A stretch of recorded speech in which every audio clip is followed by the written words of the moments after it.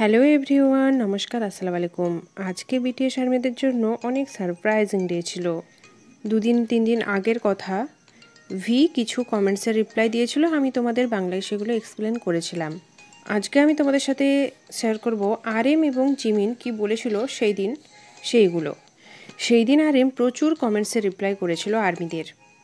এর সাথে জিমিনও কিছু পোস্ট শেয়ার করেছিল আর্মিদের সঙ্গে। জিমিন বলে, আমি তোমাদের সাথে দেখা করতে চাই। আমি প্রত্যেক দিন এটাই ভাবি, ইভেনচুয়ালি সময়টা জলদিই পেরিয়ে যাবে। আমরা দেখছি, আমি ওয়েট করছি সেই দিনটার জন্য। থ্যাংক ইউ সো মাচ তোমরা সবসময় আমার পাশে থাকার জন্য, আর আমিও আছি তোমাদের পাশে। জিমিন ডিফারেন্ট ভাষায় আই লাভ ইউ লিখেছিল, হিন্দিতে লিখেছিল, তবে বাংলাতে লিখেনি। ওয়েট করো, বাংলাতেও লিখবে।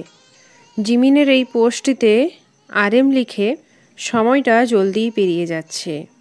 আরএম প্রচুর ফ্যান্সদের রিপ্লাই করেছিল সেই দিন। আমি তোমাদের আরএমের কিছু কমেন্টস বাংলায় বলবো। আরএম বলে সে তার ওয়েট 72 কেজি পর্যন্ত বাড়াবে। আরএমকে একজন জিজ্ঞেস করে, আরএম বলেছিল না যে সে তেয়ংয়ের খেয়াল রাখবে? এটার উত্তরে আরএম বলে যে তেয়ং 30 বছরের হয়ে গেছে এবং সে তার ফিল্ডে অনেক ভালো কাজ করছে, ও নিজের খেয়াল নিজেই রাখতে পারবে। আরএম এটাও বলে যে সে রিলস দেখে যখন ছুটি থাকে। আরএম তার নিউ প্রজেক্টের কথাও বলে যে সেটা কখন রিলিজ হবে। আরএম বলে এটা ফিলোসফিক্যাল, এটা আমি কি বলবো।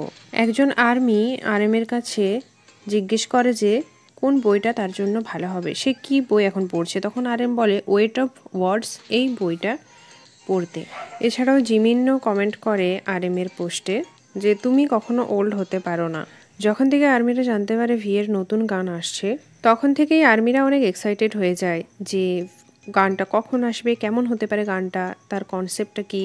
এটার ব্যাপারে তো আমি তোমাদের আগেই বলেছিলাম, কিন্তু এর সাথে সাথে আরেকজন মেম্বার যে বিটিএস মেম্বারদেরকে সারপ্রাইজ করে দেয়, সেটা হলো জিন। জিন উইভার্সে পোস্ট শেয়ার করেছিল আর পোস্টে লিখে ডে 100।